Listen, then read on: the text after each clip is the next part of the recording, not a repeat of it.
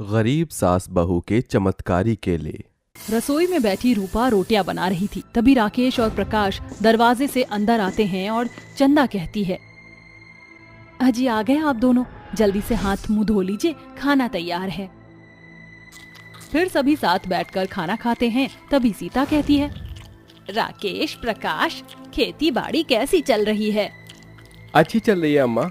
माँ दुर्गा की दया रही तो इस बार हमारे खेत की करेलों की फसल खूब अच्छी होगी और फिर हम भी औरों की तरह सुंदर से घर की नींव रखेंगे।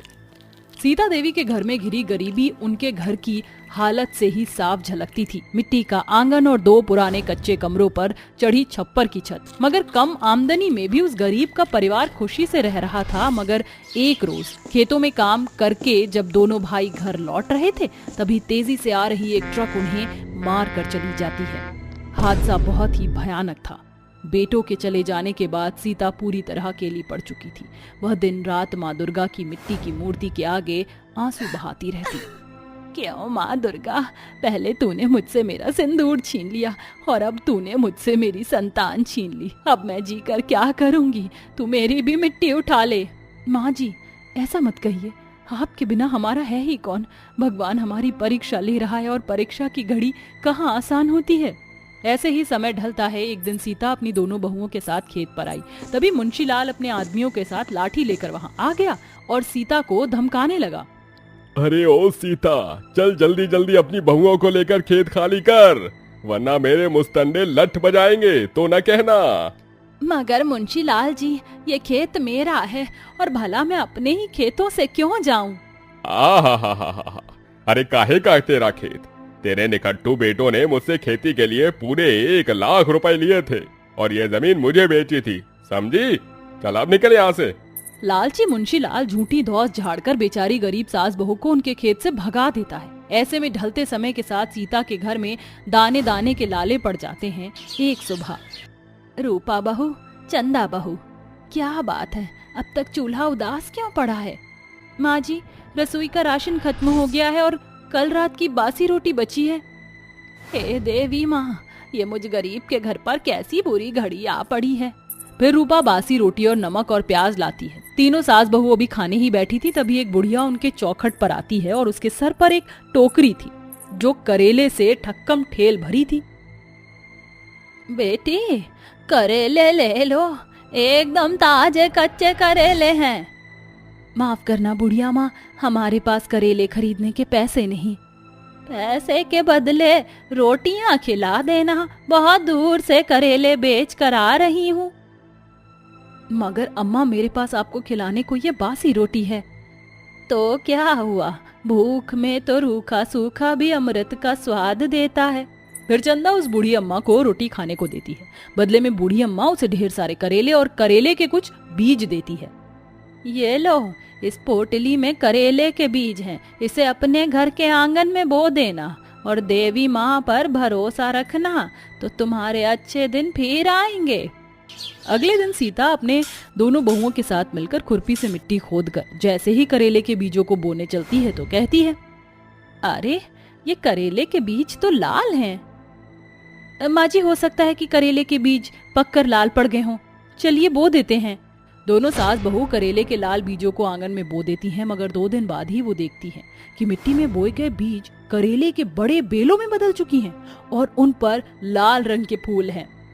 माँ जी, करेले के बेल के फूल तो पीले रंग के होते हैं ना, तो फिर ये फूल लाल रंग के कैसे हैं? मेरी भी समझ में नहीं आ रहा है बहू, थोड़ा और इंतजार करते हैं। देखते ही देखते शाम ढल जाती है और बेल पर लाल रंग के चमत्कारी करेले उगाते हैं जो करेले की बेलों की सुंदरता को बढ़ा रहे थे। वहीं चमत्कारी करेले को देखकर तीनों सास बहू चौंक उठती हैं। माँ जी, देखिए ये कैसे चमत्कारी जादुई करेले हैं जो हरे रंग की जगह लाल हैं। ये तो अजूबा हो गया है। जैसे ही सास बहू बेल पर लगे लाल करेले को तोड़ती हैं, उस जगह पर एक ही जगह 2 चमत्कारी करेले फिर से उगाते हैं। चंदा, देखा तुमने? जैसे मैंने एक जादुई लाल करेला तोड़ा, वहां 2 नए करेले उगाए। हाँ रूपा, देखा। फिर दोनों बहुएं उन चमत्कारी करेलों को टोकरी में भरकर उन्हें बेचने के लिए बाजार आती हैं और लाल करेले देखकर लोगों में करेले खरीदने की लूट मच जाती है।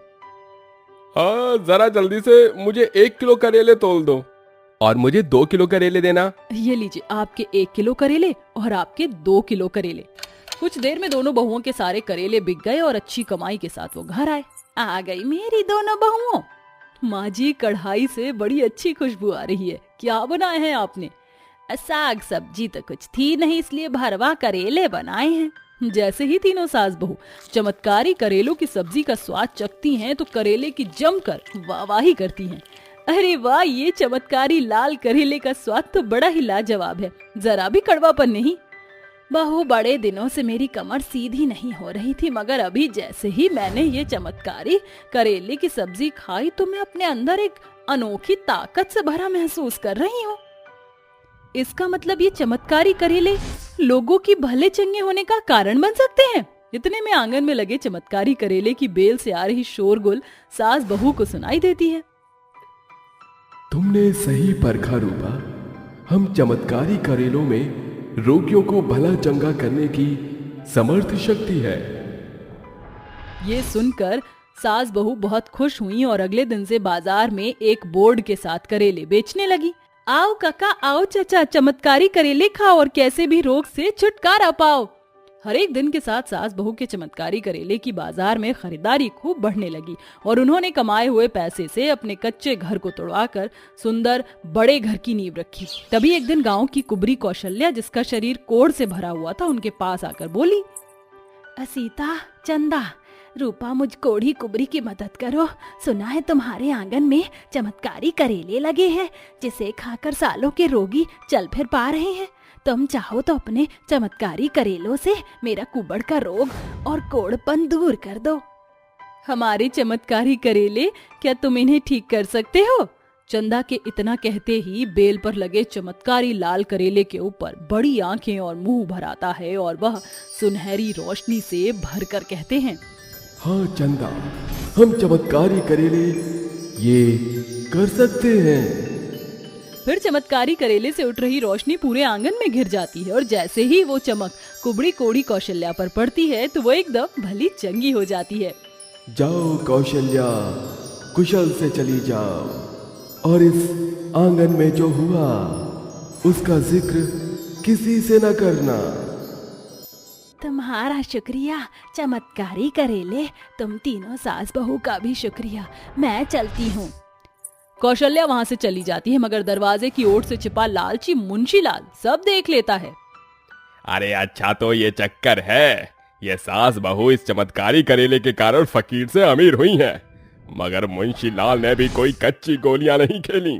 ऐसी आग लगाऊंगा कि ये गांव से बाहर हो जाएंगी और इन चमत्कारी करेले का व्यापार करके मैं राजा हो जाऊंगा। इन्हें ऊंचे दाम पर बेचूंगा। फिर मुंशीलाल गांव के हर एक घर में सास बहू के खिलाफ झूठी लहर लगाता है और सीता और उनकी दोनों बहू को सरपंच के सामने बुलाया जाता है। सीता बहन, ये मैं क्या सुन रहा हूँ? तुम और तुम्हारी विधवा बहू कौन सा चमत्कारी करेले बेच रही हो?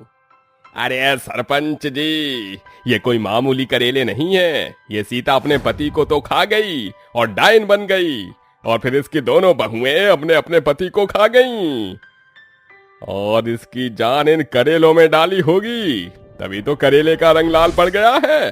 अरे मुझे तो ये सोचकर ही डर लग रहा है कि जिन्होंने ये करेले खाए हैं वो कब मर जाएं। नहीं सरपंच जी, ये सच नहीं। देवी माँ की सौगंध, हम सास बहू के करेले चमत्कारी हैं। यकीन नहीं तो चलिए।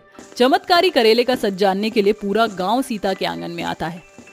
हमारे चमत्कारी करेले, हमारी जान मुश्किल में है, अपना परिचय दो।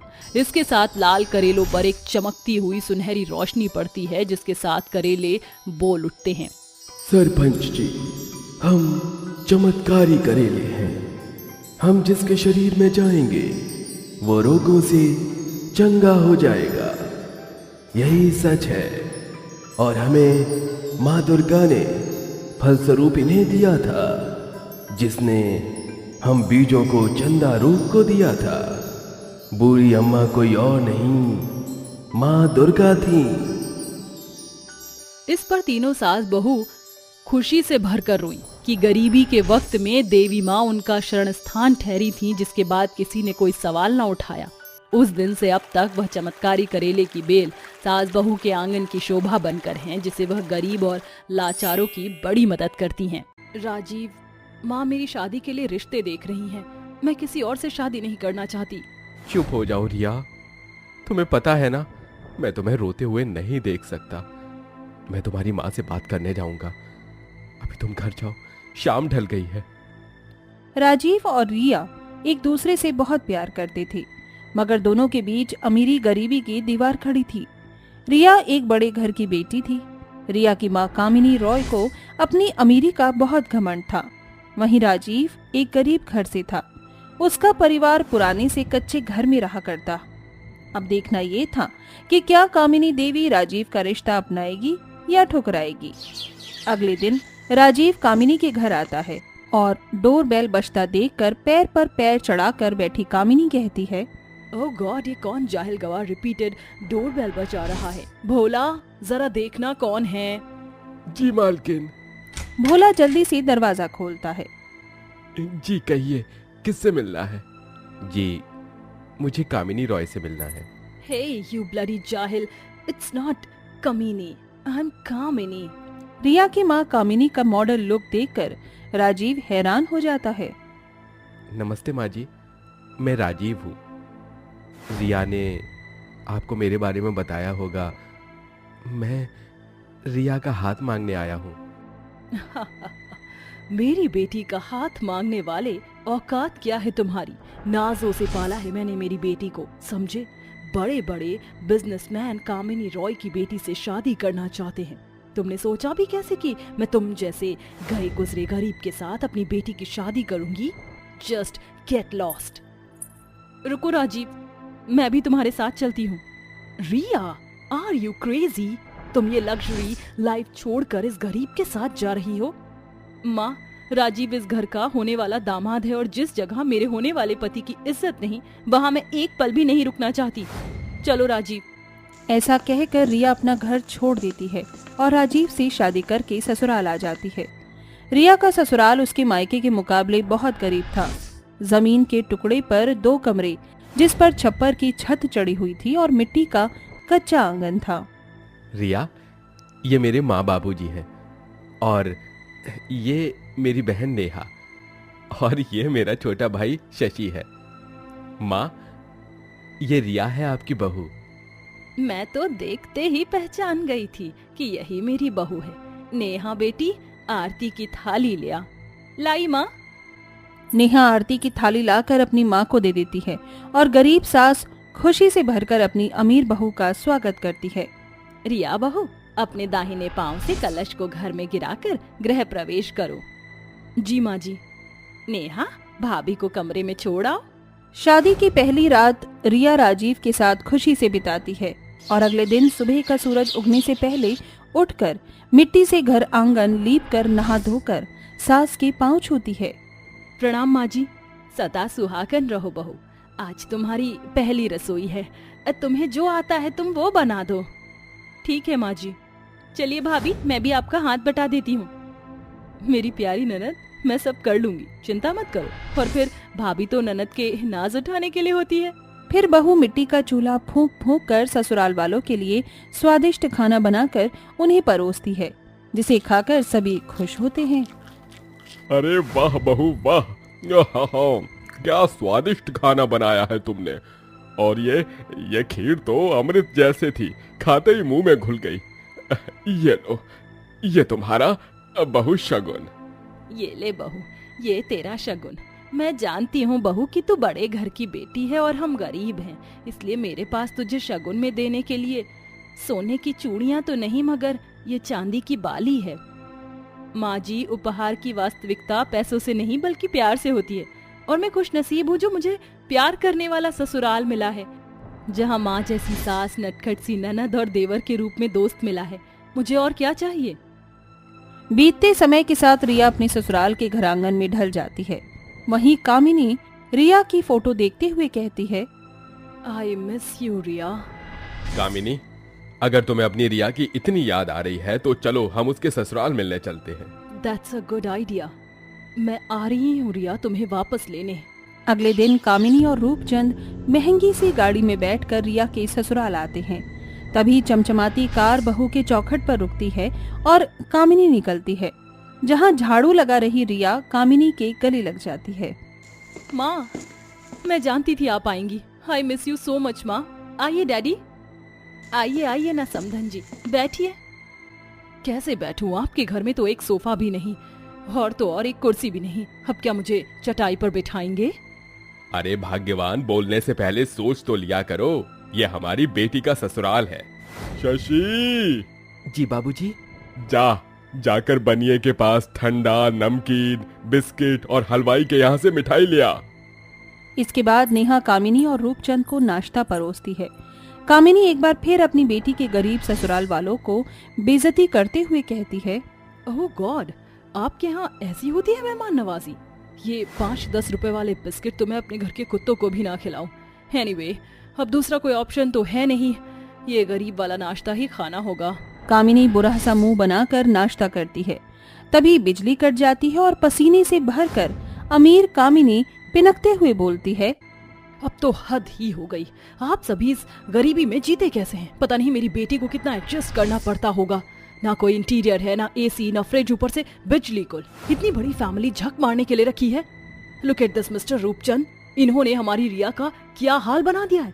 शादी से पहले रिया जिस चीज पर हाथ रख देती थी वो उसे मिल जाता था। बस अब मेरी बेटी को इस गरीबी में गुजारा नहीं करना पड़ेगा। मैं इसे यहाँ से ले जाऊंगी। बस कीजिए माँ, आपको कोई हक नहीं बनता मेरे ससुराल वालों की बेइज्जती करने का। मैं खुश हूँ, बहुत खुश। अब आप यहाँ से चली जाइए। रुकना भी कौन चाहता है इस गरीब खाने में? सड़ती रहो इन गरीब ससुराल वालों के साथ। Let's go mister Rupchand. आखिरकार अमीर समधन गरीब ससुराल वालों को बेइज्जत करके चली जाती है। बहू, तुझे समधन जी से ऐसे बात नहीं करनी चाहिए थी। आखिर वो तेरी माँ है। जानती हूँ माँ जी, मगर माँ के लिए रुतबे ही सब कुछ है। कोई मेरे ससुराल वालों की बेइज्जती करे ये बर्दाश्त नहीं कर सकती मैं, फिर चाहे वो मेरी माँ ही क्यों ना हो। घर आकर कामिनी का मन रिया के गरीब घर की छवि में घुलता जा रहा था, जिस कारण वो डिप्रेस्ड हो जाती है। और इसी बात का फायदा उठाकर कामिनी रॉय की कंपनी का चालाक मैनेजर चौटरानी उस ऑफिस को अपने नाम करवाने की साजिश रचता है। कामिनी मैम, यहाँ साइन कर दीजिए। ये मल्होत्रा से जो मीटिंग हुई थी ना, ये उसके पेपर्स हैं। कामिनी बिना पेपर पढ़े उन पर साइन कर देती है, जिसके बाद चौटरानी उसका दफ्तर और घर दोनों हथिया लेता है और फिर, मिस्टर चौटरानी, तुम मेरे चेयर पर क्यों बैठे हो? ओ कम ऑन कामिनी, अब ये चेयर, ये कैबिन, यहाँ तक कि ये ऑफिस भी मेरा है। तुमने खुद ही ये सब कुछ मेरे नाम किया है, उन पेपर पर साइन करके। ये सुनकर कामिनी खुद को संभाल नहीं पाती। वहीं रूपचंद रिया को सारी बात बताता है और रिया उन्हें अपने घर बुलाती है। अरे आइए समधन जी, आइए, यहाँ बैठिए। देखिए, हमने आपके लिए कुर्सी मंगा ली है। आंटी जी, पानी पी लीजिए। रिया का ससुराल कामिनी की मेहमान नवाजी करते हैं। इतने में गंगा और रिया नाश्ता और खाना लगाती हैं। मम्मी डैडी, खाइए ना। कामिनी नाश्ते में से एक निवाला उठाकर खाने लगती है। तभी उसके मन से ठगे जाने का डर आंखों में उतर आता है और वो फूट फूट कर रोते हुए कहती है, आई एम रियली सॉरी। मैंने आप सभी की इतनी बेइज्जती की और जिस अमीरी का रौब झाड़ा, आज वो रही ही नहीं। मैं हमेशा यही समझती थी अमीरी और अच्छा स्टैंडर्ड ही सब कुछ है, लेकिन मैं गलत थी। आज मुझे ये एहसास हो गया कि रुतबा कब छिन जाए कोई नहीं जानता, मगर रिश्ते सुख दुख में साथ खड़े होते हैं। समधन जी, जो हो गया सो हो गया। हमें आपसे कोई शिकायत नहीं। आप आज भी हमारे लिए हमारी बहू की माँ हैं। चलिए अब खाना खाइए। आखिर में सब कुछ छिन जाने पर कामिनी को रिश्तों की कदर होती है और उसे पता चलता है कि इंसान पैसे से अमीर गरीब नहीं होता, बल्कि सोच से होता है।